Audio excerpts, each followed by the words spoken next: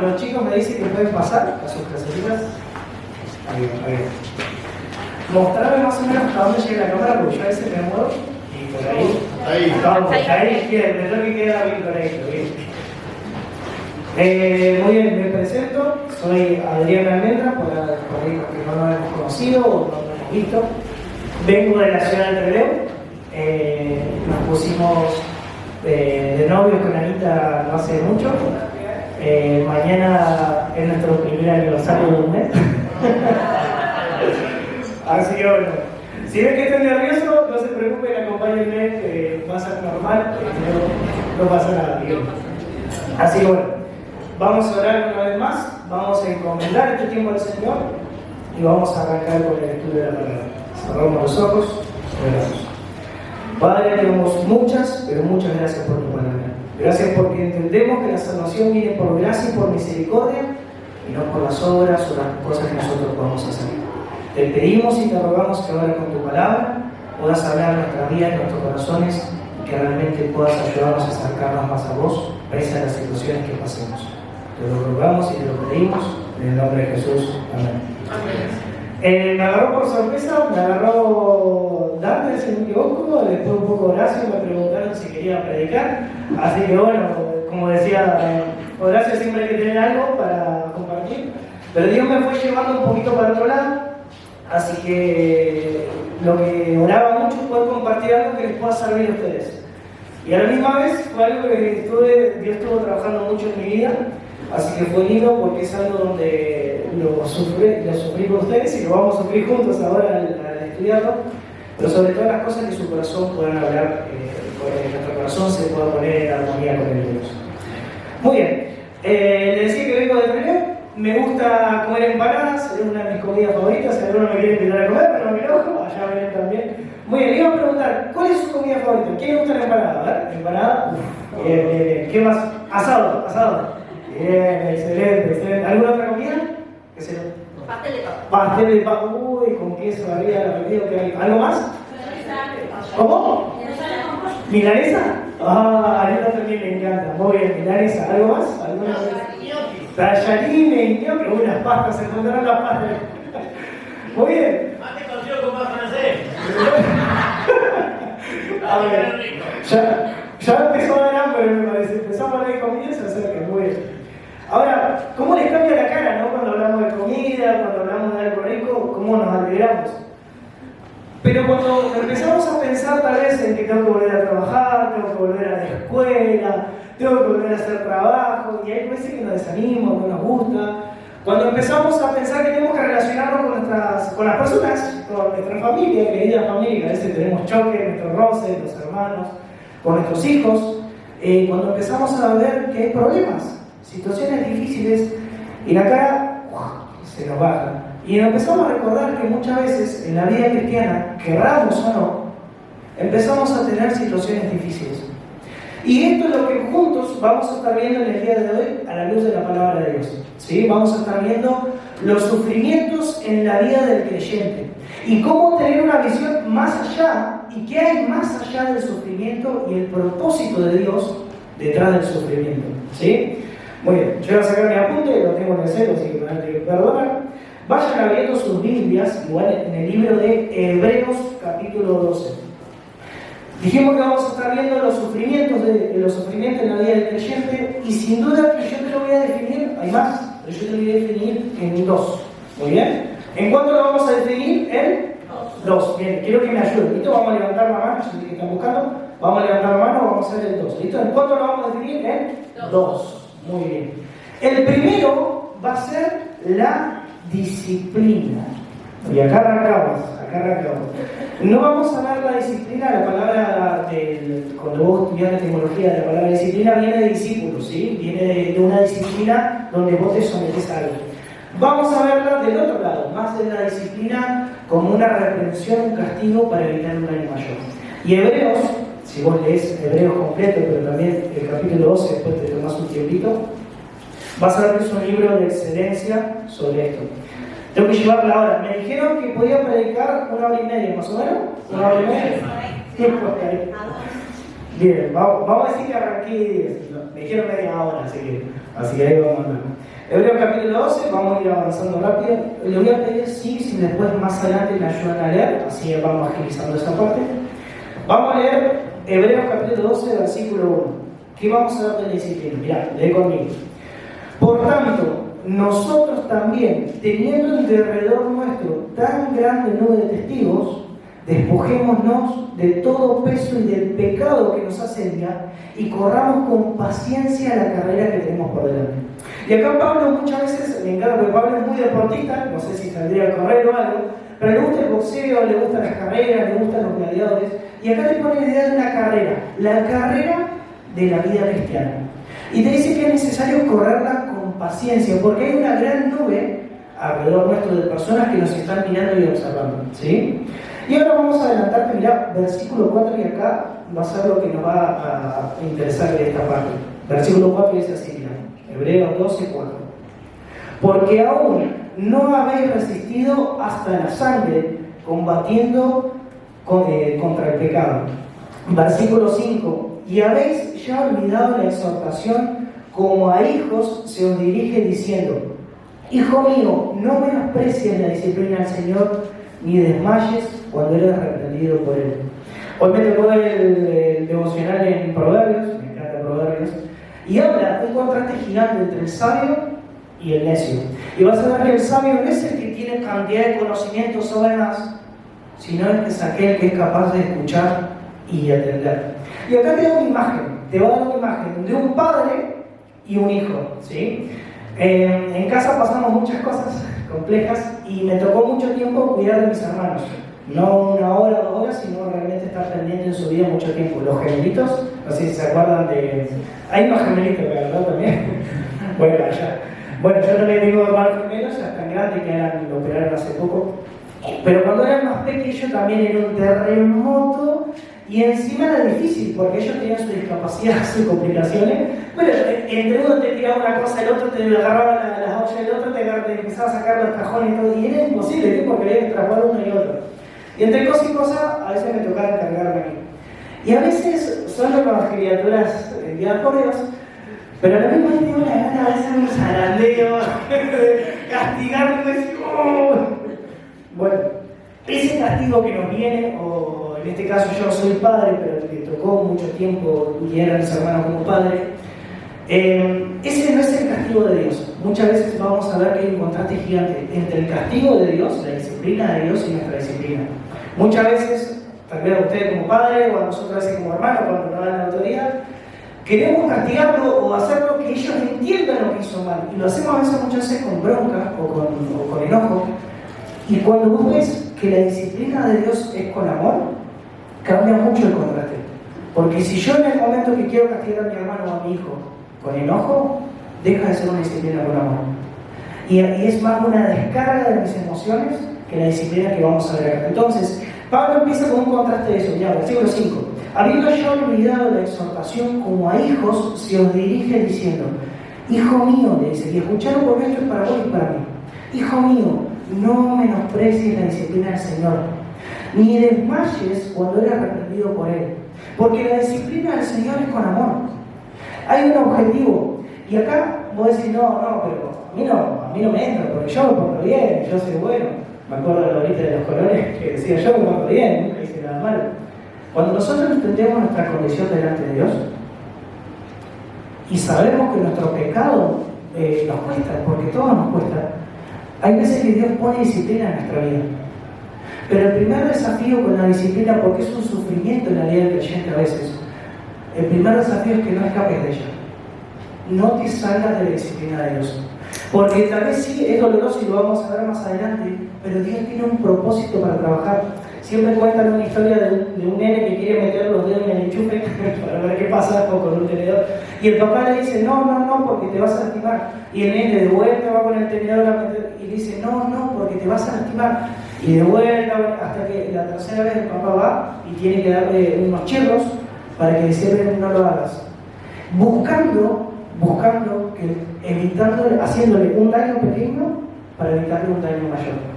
Es más, y esto no es un principio, y hoy en día choca mucho con lo que es la sociedad y lo que se enseña, Pero esto es bíblico, porque la Biblia dice, la necedad está ligada al corazón del joven, mas con la vara de la corrección se alejará de ella.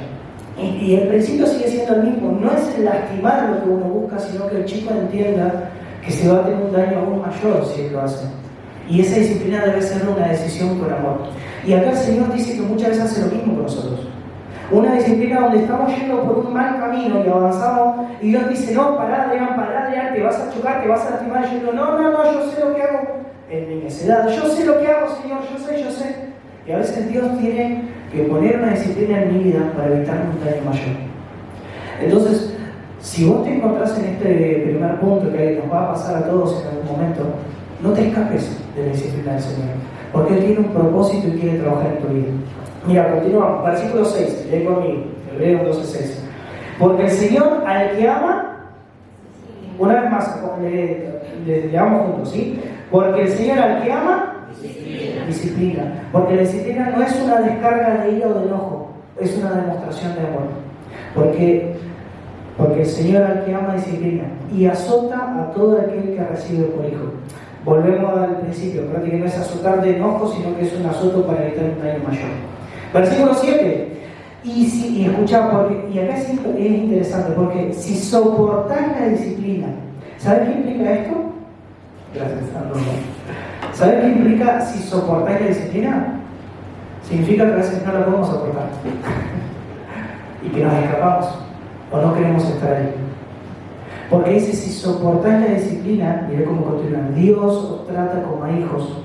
Porque, ¿qué hijo es aquel a quien el Padre no disciplina? Dice. Versículo 8, y es claro, mira. Pero si os dejáis sin disciplina, de la cual todos han sido partícipes, entonces sois bastardos, dice, no hijos. El bastardo era aquel que no era reconocido en ese tiempo. Viene mucho del linaje del rey. Un bastardo era un hijo que tenía con una concubina o una mujer. Entonces dice, no son hijos verdaderos, le dice. Pero Dios, como somos hijos y sabe que cuando nos equivocamos, por amor a nosotros, nos da una disciplina, dice, debéis soportarlas porque es una demostración del Padre. Y mira, el versículo 9 dice, por otra parte, tuvimos a nuestros padres terrenales que nos disciplinaban y lo veneraban, como dice. ¿Por qué no obedecemos mucho mejor al Padre de los espíritus y viviremos? Y le hace un contraste, dice, acuérdense que Pablo también escribía, si bien a los gentiles, pero también había muchos judíos. Y dice, si sus padres, que los disciplinaban y castigaban, y ustedes los veneran al día de hoy porque lo tienen en alto, ¿cuánto más a Dios deberíamos hacerlo su disciplina? Porque, es más, si vos te vas a Mateo, dice, mira, Mateo 7, dice, del 9 al 11, porque ¿qué hombre hay de vosotros que si tiene un hijo y le pide pan, le dará una piedra? Y si le pide un pescado, le dará una serpiente. Pues si vosotros, hablándole a los padres, ¿sí?, siendo malos, sabéis dar buenas dádivas a vuestros hijos, ¿cuánto más vuestro Padre que está en los cielos dará buenas cosas a los que le piden? Entonces, el contraste entre el Padre celestial y el Padre terrenal es muy grande, es muy distante, pero el desafío sigue siendo el mismo. No te escapes de la disciplina de Dios, porque te va a evitar un daño mayor, pero va a depender de vos, y es una demostración del amor de Dios. ¿Sí? Mira, continuamos, se nos va la hora.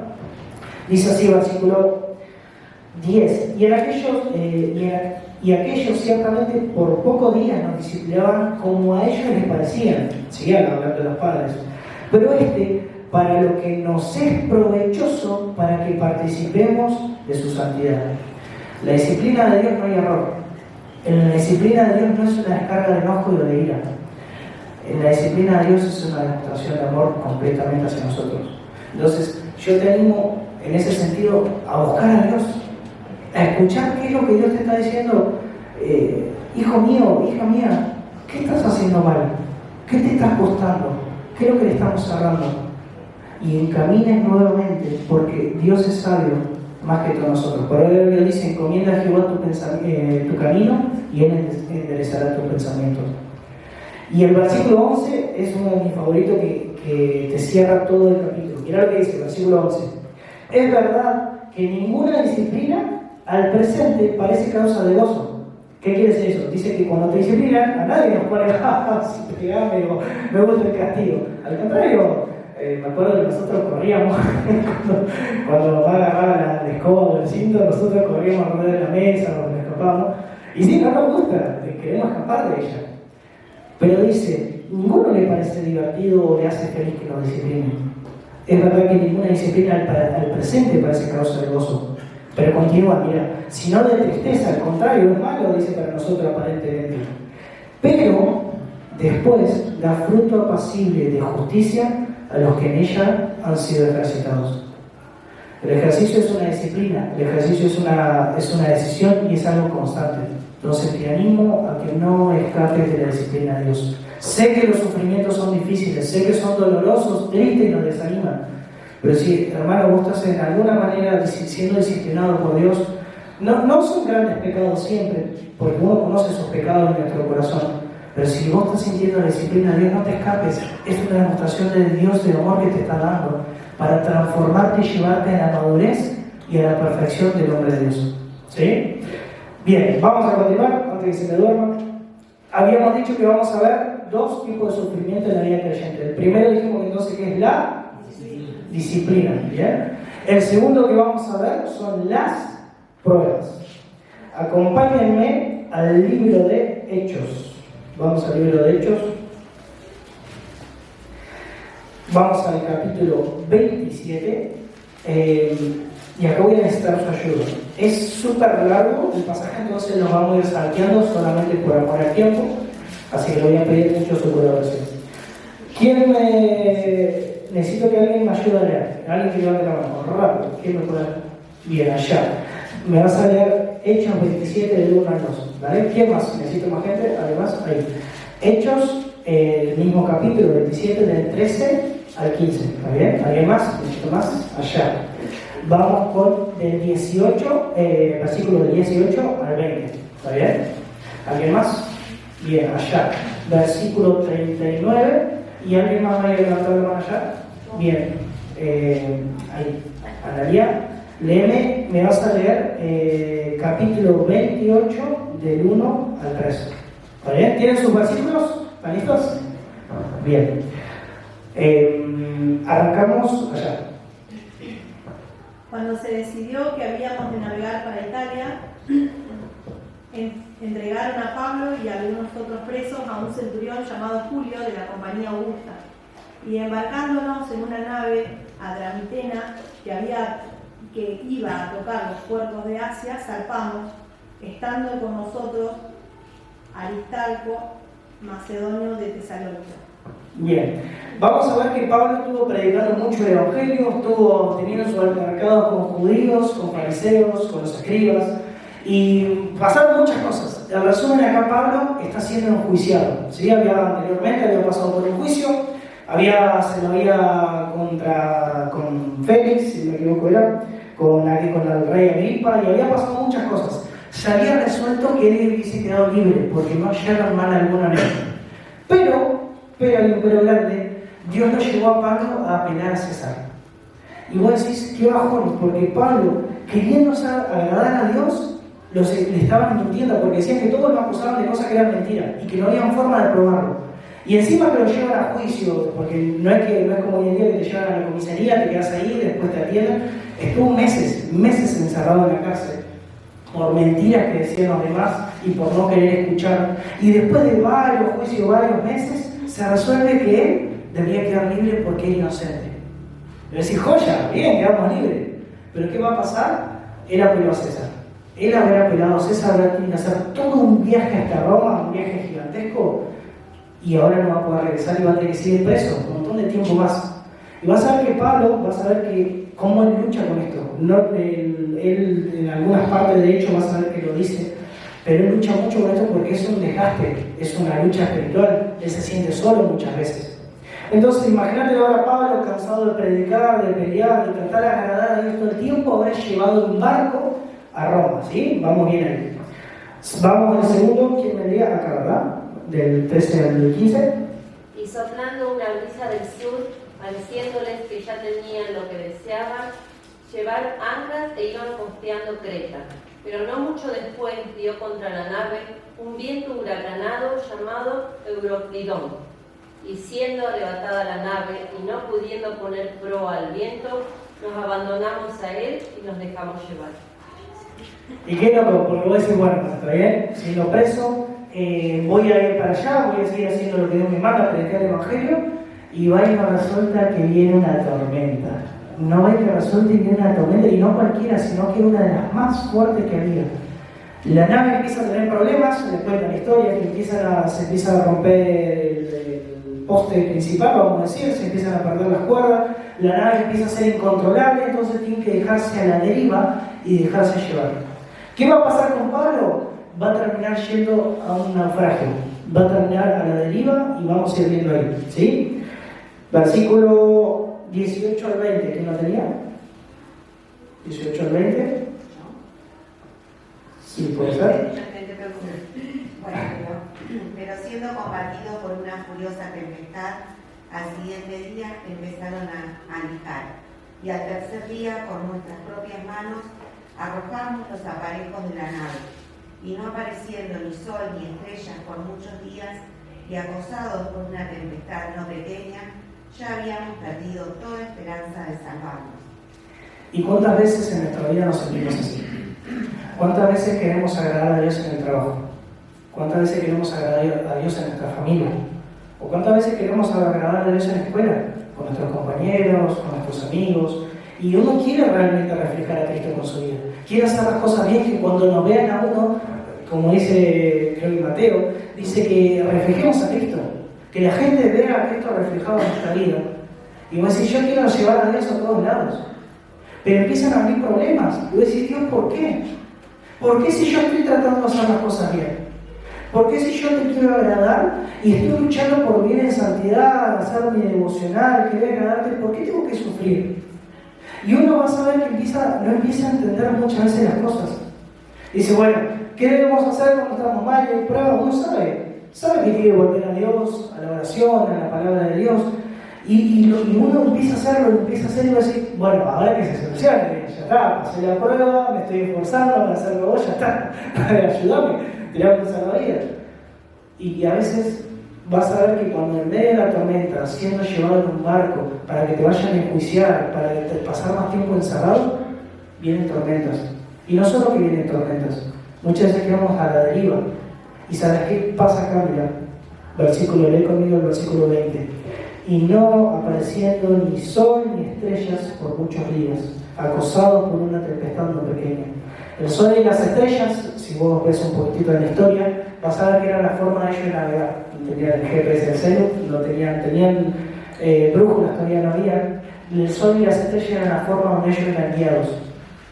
¿Sabes qué? Muchas veces en nuestra vida va a pasar lo mismo, donde vamos a sentir que perdemos la vida, donde vamos a sentir que Dios no nos habla, donde vamos a sentir que Dios no escucha mi oración.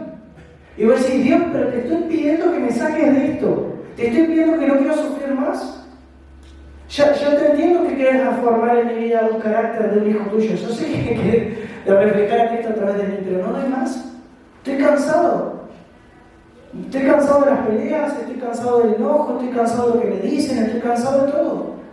Y uno lo que primero quiere hacer es tirar la toalla, porque realmente las fuerzas faltan. Porque sentimos que no tenemos guía de Dios y que Dios no nos está respondiendo. Y continúa el versículo, dice, ya habiendo perdido toda esperanza de salvarnos. Y a veces a nosotros nos pasa lo mismo. Perdemos la esperanza de salir de una situación.